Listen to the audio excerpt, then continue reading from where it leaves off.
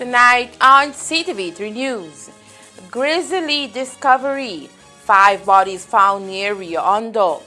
2 Corozaleños wanted by police here in Belize among victims in possible cartel execution.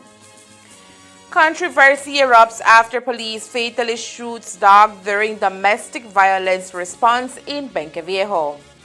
And the 2024-2025 crop set to resume tomorrow, Tuesday, March 4th. These are some of the stories we have for you tonight in our newscast for Monday, March 3rd, 2025.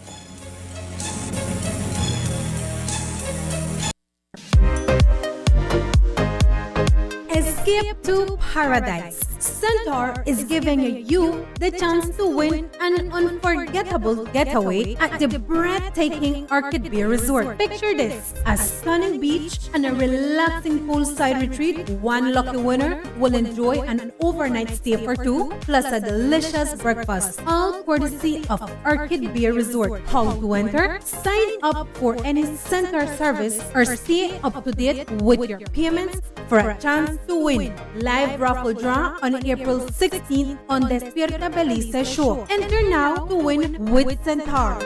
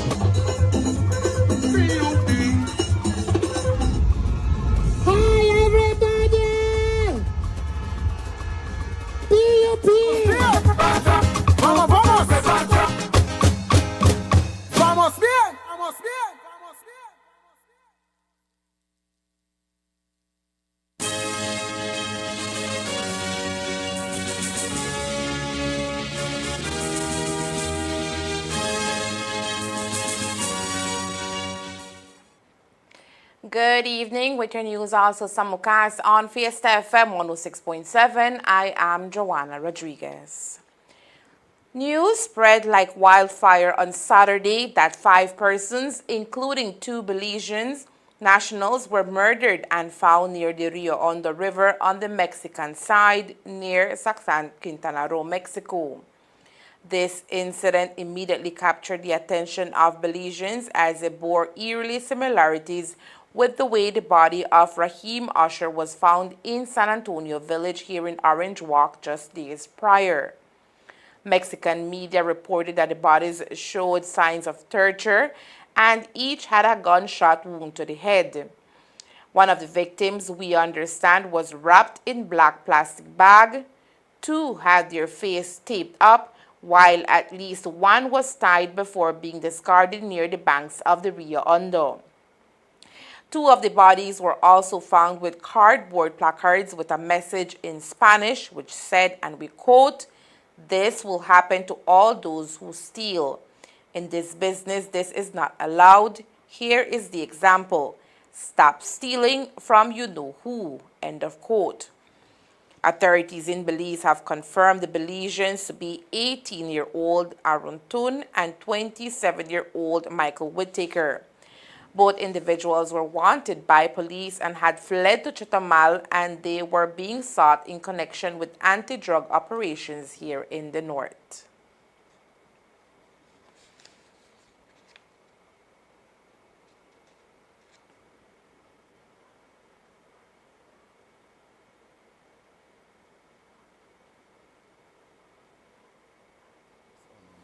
Saturday.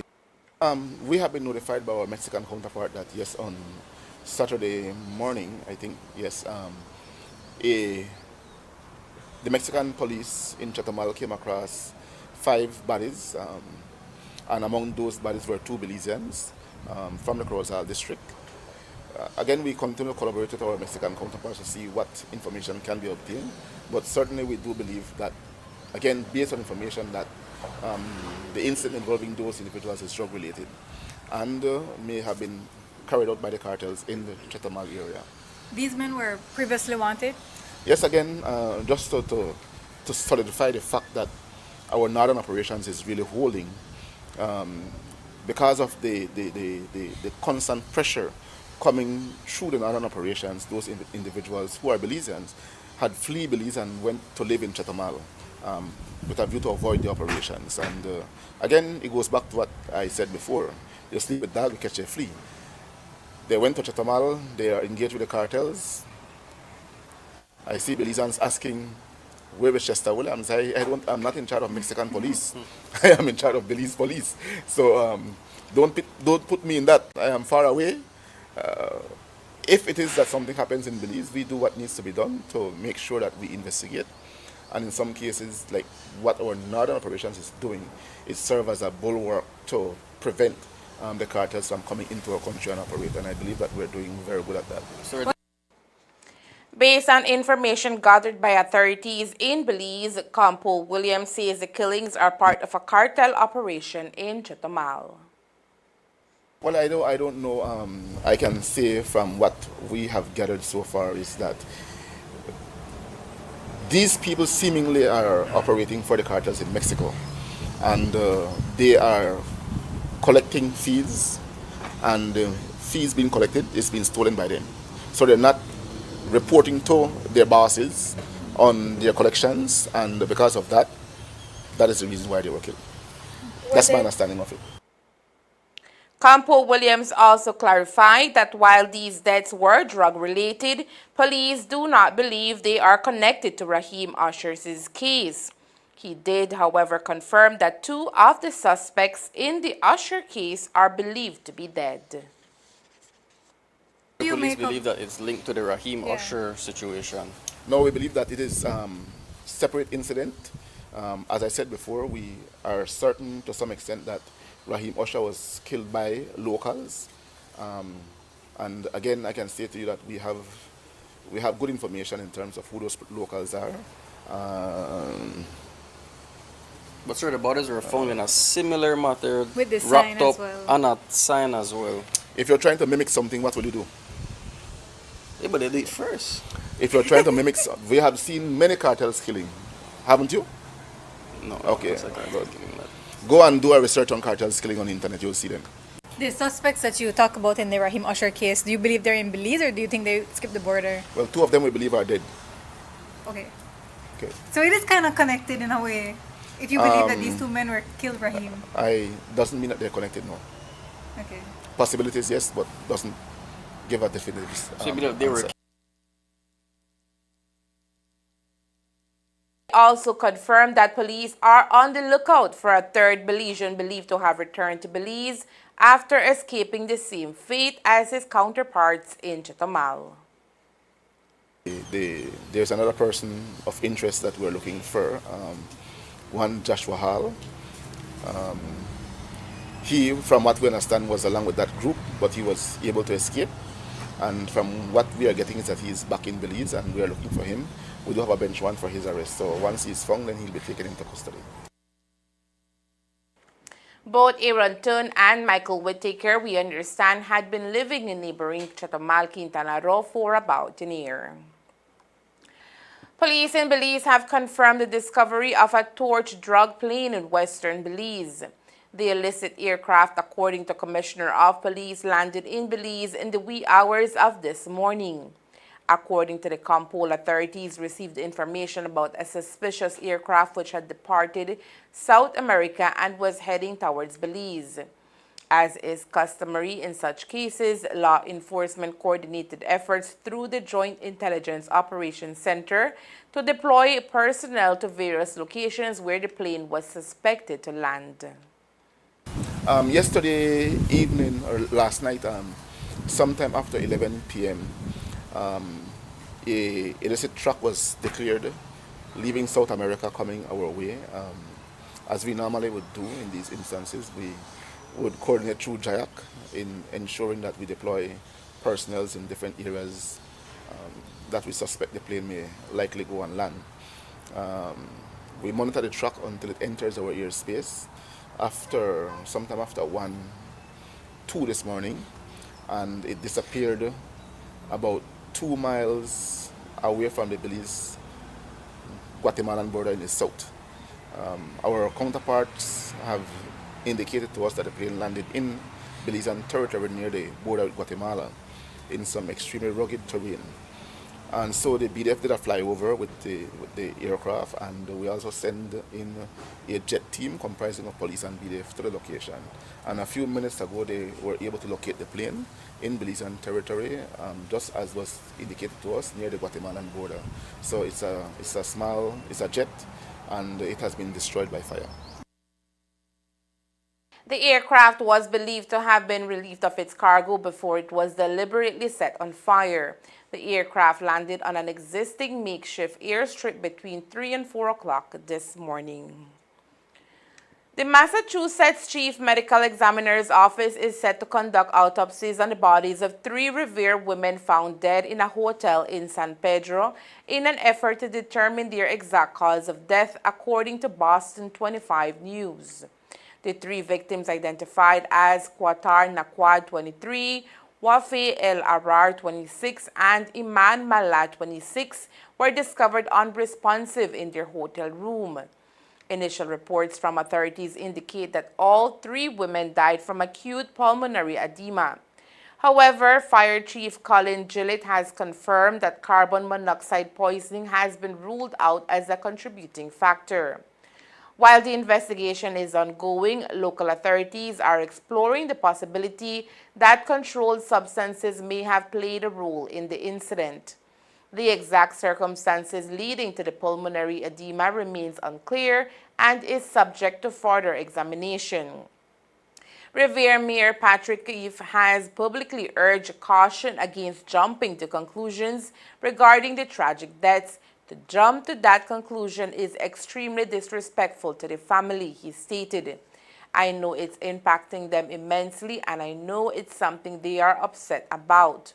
The mayor's plea underscores the emotional toll this incident has taken on the victims' families and the community. As the investigation continues, local and state officials are gathering information to provide clarity on the situation and ensure that the families receive the answers they deserve during this difficult time. There was a very controversial incident reported in the West over the weekend where a resident of Benquevejo reported that police had fatally shot his pit bull during an operation at his home. The incident, which was first reported via social media, sparked serious public outcry. However, speaking on the incident today, Commissioner of Police Chester Williams clarified that while there were claims that officers had unnecessarily shot the dog, further details revealed the police were responding to a domestic violence call and the dog was shot after it attacked officers at the scene. The police had received a call of a domestic issue at that house, and police responded as they would normally do.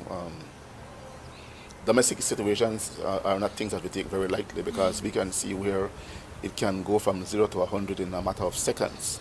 And so when we do get these calls, we take them very seriously. And so the police went there to check into that complaint, and upon the police arrival, the young man who was the subject of the complaint, he ran. Police entered the yard, and upon entering the yard, apparently the dog was on a veranda sealed. The veranda was sealed off, but the dog was able to get away from the veranda and attack the police. And the police had no other choice but to shoot the dog. Having shot the dog, the young lady, who is the common law of the young man, requested of the police to assist her in getting the dog from the house to take the dog to a vet. Because the dog was still alive, the dog was not dead at that particular time. And so the police, again, out of generosity, assisted her in moving the dog from there to another house where she resides. Then she would have taken the dog to the vet. But it so turned out that the dog ended up dying sometime around 8 a.m. yesterday morning. The young man in question, apparently he arrived at home after having escaped or fleeing the police, and he found out what happened. At the same time, the corporal who was in charge of the Benke station at that particular time visited the house to have see if he was there, and two, to explain to them what had transpired. But when the corporal got there, he was met with a great degree of hostility from the young man and his brother, who, as you can see in the video, stood at the gate with machetes, shouting and insulting the police in the most derogative manner. And as the corporal was saying to them, it was not me who shot the dog, and the corporal was right. He was not on that operation when the dog was shot. He just went back there to have seen what transpired, and to likewise see the young man was there because he was wanted by the police.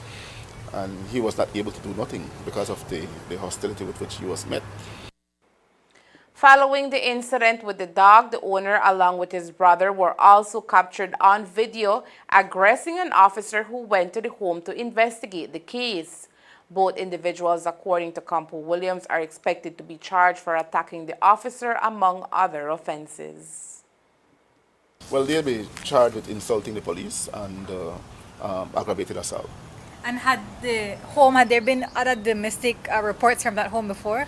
Well, I believe so, and if a matter of fact, there is also a common law wife that the young man also stole her phone during the same domestic issue. So we're also looking at a charge of theft for him in respect of that matter. And again, I need to say, Courtney, as Belizeans, we need to decide what we want, right? When we had the incident with the Governor General dog, even though the video footage depicts that the officer in question went after a dog that was not aggressing him and killed that dog, people were like, oh, it's just a dog, it's just a dog. And like, no, here you have a situation where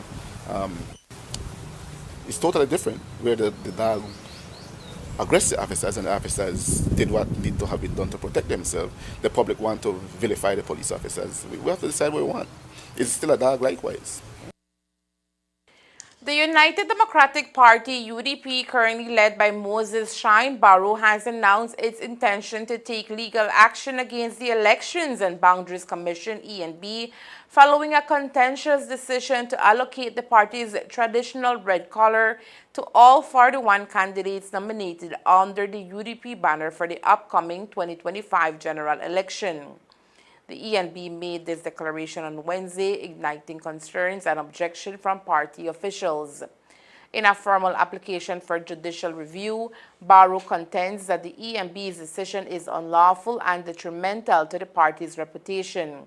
He emphasized that there are individuals asserting themselves as UDP members who have not been authorized by the party's executive to act as candidates or represent the party in any capacity. The nature of this passing off, I believe, is an attempt by those persons to capitalize on and enjoy the goodwill and reputation of the organization to which I am the leader, Barrow asserted. Barrow pointed to the potential ramifications of this decision, citing risks of vote splitting and voter confusion. There are serious and legitimate concerns and frustrations among our candidates that there could be a potential splitting of the vote if unauthorized individuals, including those from the Alliance for Democracy Party, make use of the traditional UDP red, he warned, underscoring the stakes of this electoral issue. Despite repeated written objections from Barrow's legal team, the ENB has yet to respond, prompting Barrow to describe the Commission's actions as an overreach and an abuse of power. He reiterated that such measures could jeopardize the integrity of the election process and undermine the UDP's standing among voters. The party's legal team is prepared to bring this matter before the courts in hopes of securing a resolution before the election date. Coming up next, quality control takes center stage as sugar crop resumes after adverse weather backlash. Stay tuned.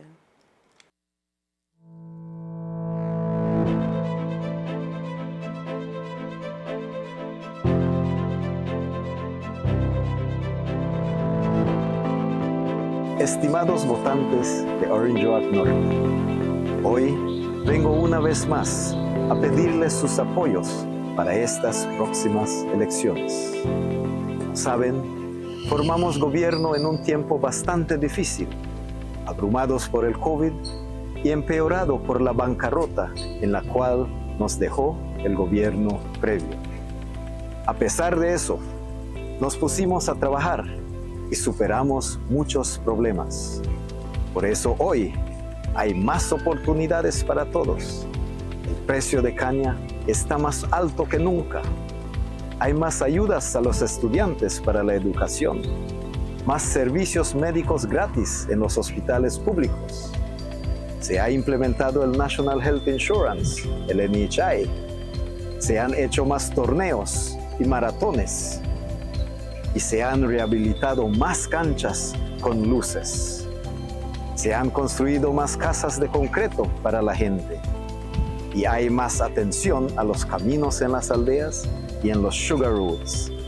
De hecho, continuaremos con la pavimentación de caminos en las aldeas y las carreteras públicas a las aldeas. Se han dado más documentos de identidad a gente que antes no tenía. Y la economía del país sigue mejorando, creando más oportunidades para todos. No ha sido perfecto, pero se ha hecho mucho más trabajo con mejores resultados. Vamos bien. Por eso hoy vengo a pedirles con la misma humildad que voten por mí, su humilde servidor, en estas próximas elecciones del 12 de marzo. Y seguiremos avanzando juntos hacia la prosperidad para todos. Muchas gracias, que Dios les bendiga.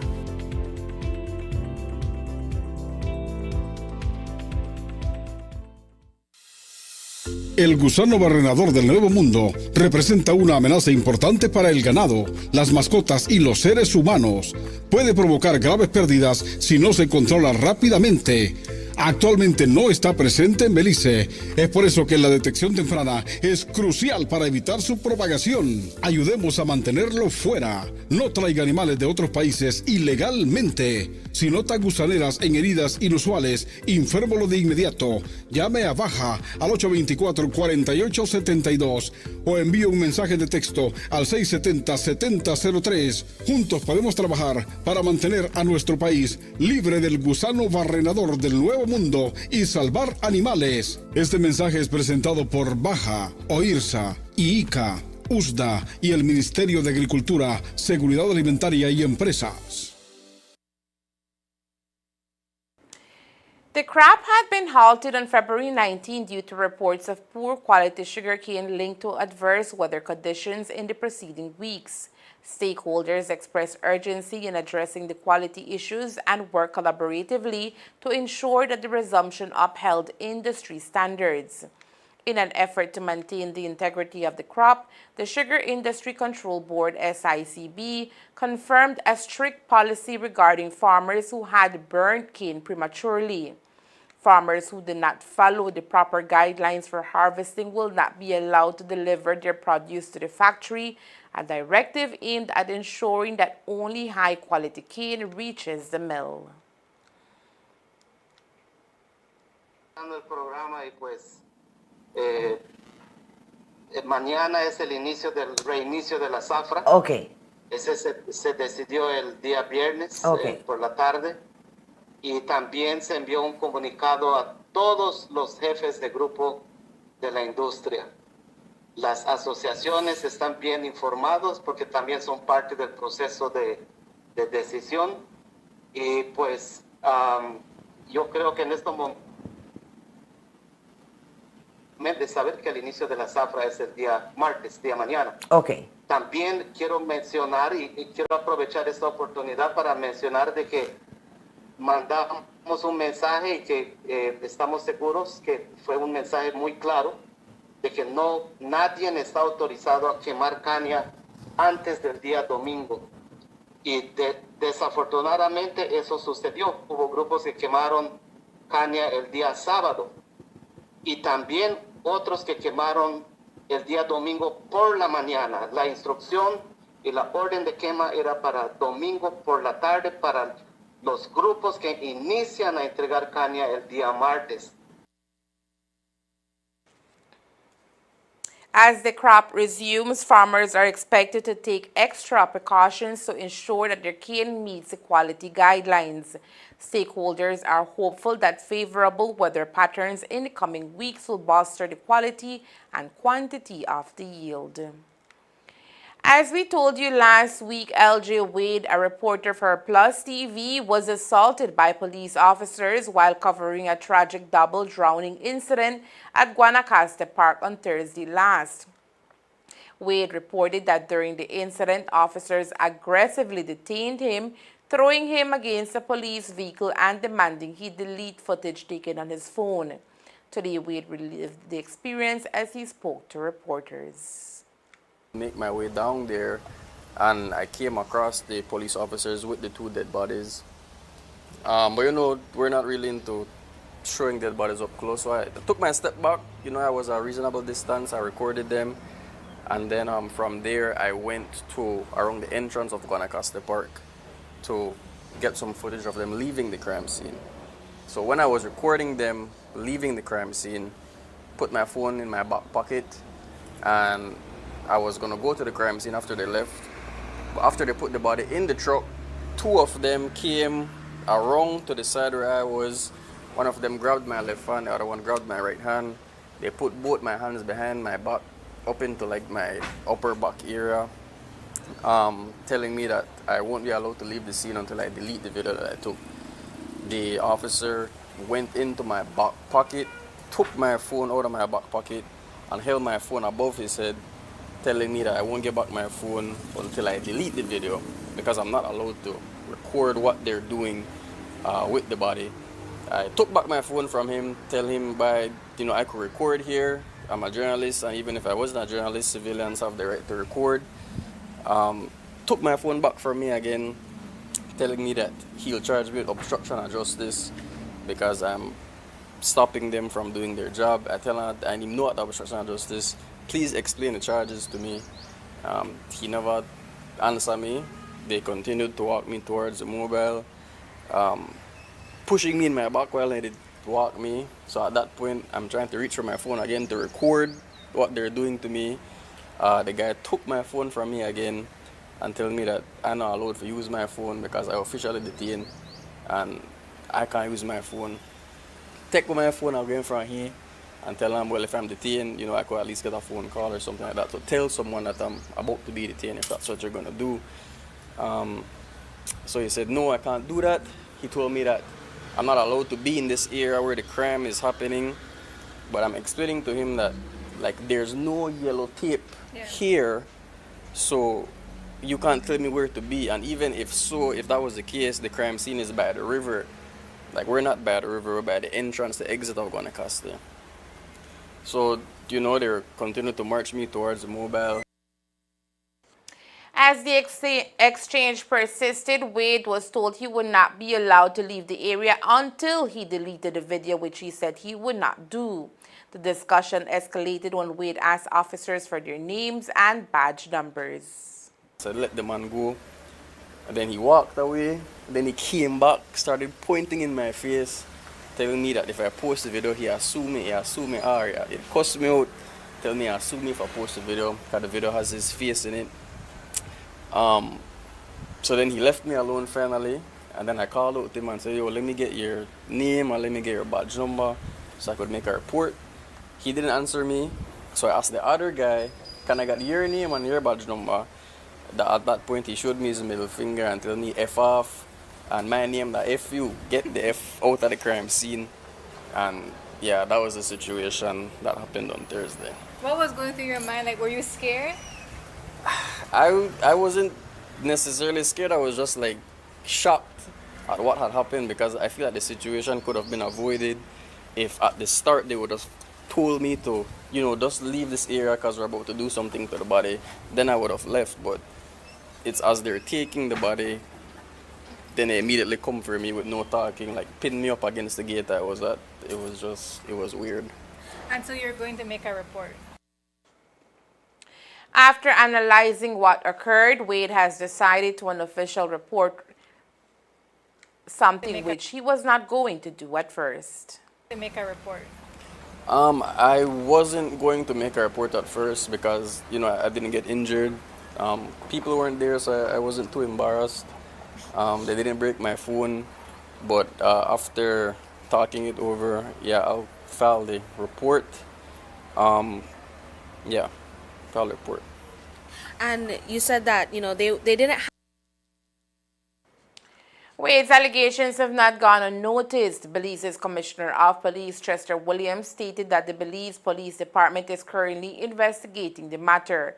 When he spoke to the media on Friday, Williams emphasized that such behavior towards members of the media is unacceptable and must be thoroughly addressed. Commissioner Williams further underscored that law enforcement officers do not possess the authority to force journalists to delete their footage. He reiterated the media does not have the right to be out there and to take photos or videos of the scene so long as they're not doing so with a view to obstruct the work of the police. The Belize plus Cuba Solidarity Organization has issued a strong condemnation of the United States' recent actions targeting Cuba's international medical missions, calling for an end to the newly imposed visa restrictions that affect Cuban healthcare professionals. In a statement released on Friday, February 28, the organization reaffirmed its unwavering support for Cuba and its global health initiatives. The statement came in response to the U.S. Secretary of State Marco Rubio, who announced on February 25th the implementation of expanded visa restrictions specifically targeting individuals associated with Cuba's international medical programs. Cuba continues to profit from the forced labor of its workers, Rubio claimed, accusing the Cuban government of exploiting its medical professionals. The Belize plus Cuba Solidarity Organization criticized these claims, arguing that the U.S. measures threaten the humanitarian work carried out by the Cuban healthcare workers who have provided critical medical services in Belize for over 3 decades. The Cuban Medical Brigade has been providing invaluable healthcare services in Belize for 34 years. Their presence and expertise have significantly improved the health outcomes for many Belizeans, the organization stated. Cuban officials, including President Miguel Diaz-Canel and Foreign Minister Bruno Rodriguez, have rejected the U.S. accusations, labeling them as unjustified and politically motivated. Rodriguez specifically criticized Rubio's actions, asserting, once again, Marco Rubio puts his personal agenda before the U.S. interest. The Belize organization has joined the call for the U.S. government to reverse its recent policy changes, insisting that such coercive measures not only undermine charitable medical efforts, but also exacerbate the suffering of the Cuban people. In their statement, they reiterated demands for the immediate lifting of the embargo on Cuba and called for the removal of Cuba from the U.S. list of state sponsors of terrorism. These actions have caused significant hardships for the Cuban people and have hindered their ability to thrive and engage with the global community, the Solidarity Group added.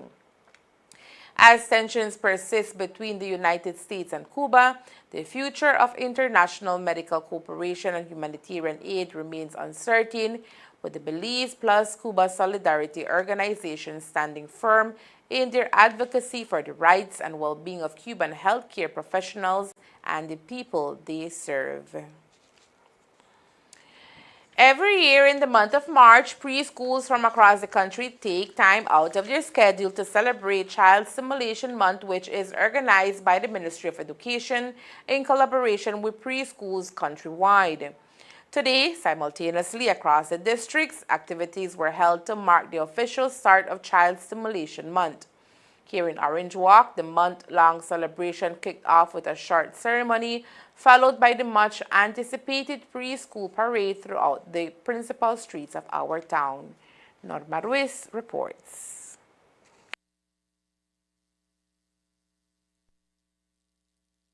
The streets of Orange Walk Town came alive this morning with vibrant colors and intricate costumes as students from 23 preschools from all across the district excitedly marched through the main streets of town to mark the official start of Child Stimulation Month.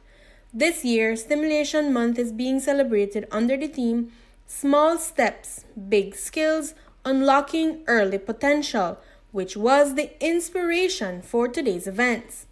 Each school got the opportunity to showcase an important theme relevant to early education, from letters, numbers, community helpers, and even communication and expressive arts. The skills that they were showcasing this morning, if you notice, each preschool had a certain skill that they had to showcase. And the different skills are the different skills that they do within the preschool curriculum that they have with the 3-year and the 4-year-olds.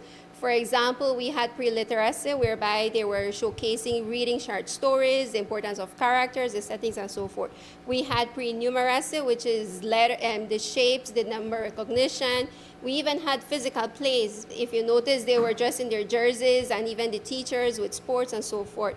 And also we had expressive arts, which is something very important for students also. And I believe we saw a preschool whereby the children were even dancing, so they were even showcasing the different skills. And it's not only that, because what we saw was that they even had like the psychosocial relationship skills that they should nurture even at that level. We had some showcasing kindness, friendship, cooperation, and so forth. So those are the little skills that they manifest within they are in the preschool age. The events planned for the next 30 days aim to showcase the importance of early childhood education in Belize. Siani Kawich from the District Education Office in Orange Walk today gave us a rundown of some of the activities coming up this month. Apart from being the opening parade, which is a national celebration along with the Ministry of Education, we have also the Festival of Arts, the Preschool Festival of Arts coming up March 19th.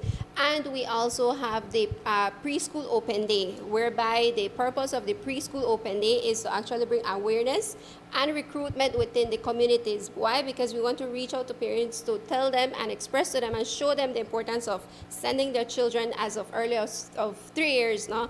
And apart from the national activities within the Ministry of Education, we have the different activities the preschools are doing. For example, I know some of them are having cultural days, they're having sports day, then we have the Parents' Day, Grandparents' Day.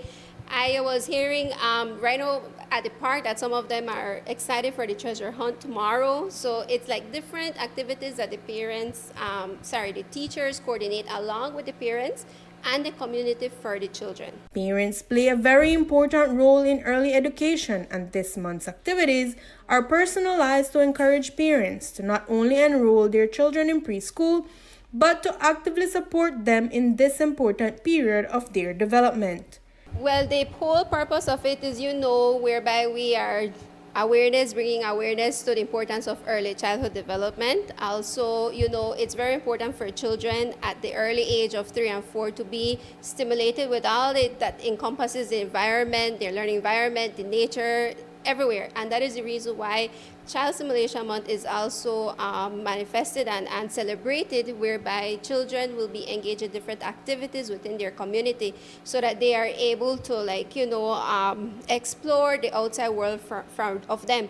And also it is being celebrated under the theme of Small Steps, Big Skills, Unlocking Early Potential, because we know that at that early age, it's very important to nurture their learnings. We are really expressing the theme for this year, which is Small Steps, Big Skills, and Unlocking Early Potential. Because we know in the longer run, these are the little leaders we're looking forward, right? So if we as teachers and educators, parents, and the whole community, we nurture the learning of these students, it will be much better. And we are also actually helping them to be the future leaders of our country, right? And then also, it's not only when it comes to the education, but also in all the environment and the communities whereby they are. Reporting for Ctv3 News, Norma Ruiz. And there is more news after the break. Stay tuned.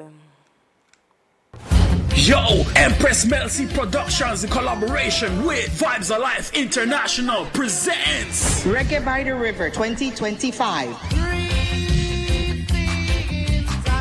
It's a first of its kind. Sunday reggae vibes alongside the mighty New River at the Banquitas Open Lawn, featuring conscious music, delicious food and drinks, plus a wide variety of adult beverages. Musical niceness by David Echostone of 5-Star International, DJ Bilo of Belizean Jugglers, DJ Mix of Vibes Alive International, Mr. Jerez of Freshmatic Sound, DJ Jesse of Rascal Sound, DJ Dynasty, Reggae Dutch. Reserve your cocktail tables or apply for vendor space now by calling 670-9579 or 669-8233 or 612-7225. Also, bottle service will be available on local and imported. Enough prizes and giveaways. 3 for 10 Bellikin beer special between 4 p.m. to 6 p.m. while supplies last. Sponsored by Madisco, the Belize Tourism Board, Niche, Quayos Distillery Limited, Bellikin, Belize Freights LLC Dallas, Coral Packing and Delivery, Dallas, AAA Imports, Hotel Maria Isabel, Centaur Communications, Honorable Kevin Bernard, Honorable Cordell Hyde. All going down on Sunday, March 9. Follow us on Facebook and Instagram for lineup updates and additional details.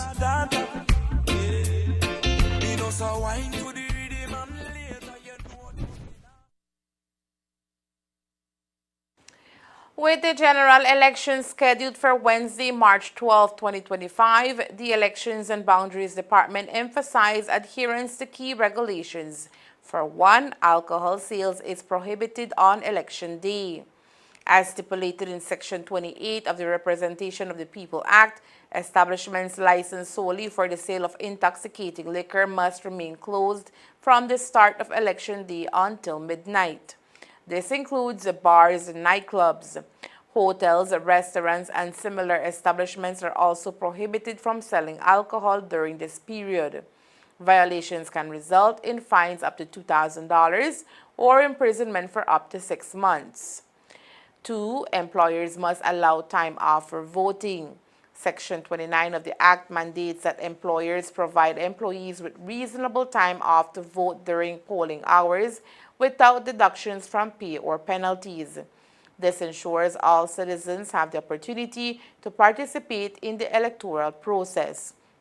The department urges all citizens, business owners, and employers to comply with these regulations to maintain the integrity of the election.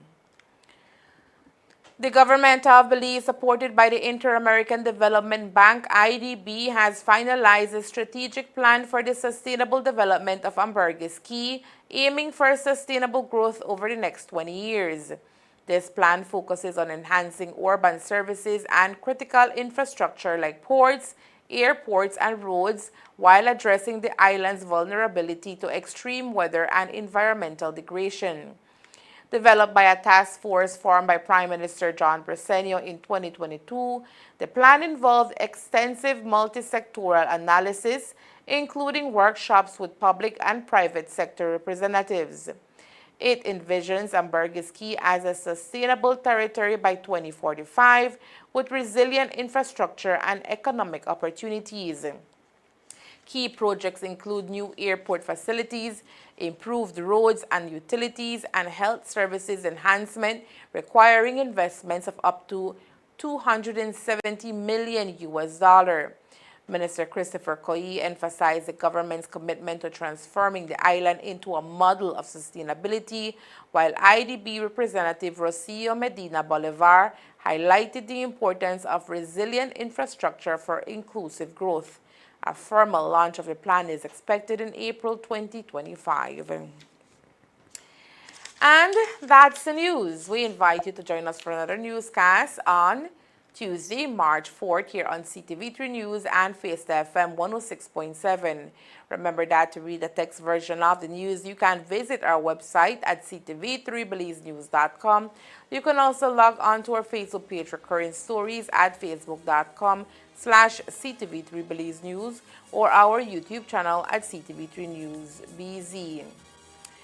From all of us here at Ctv3 News, thank you for watching and listening. Good night.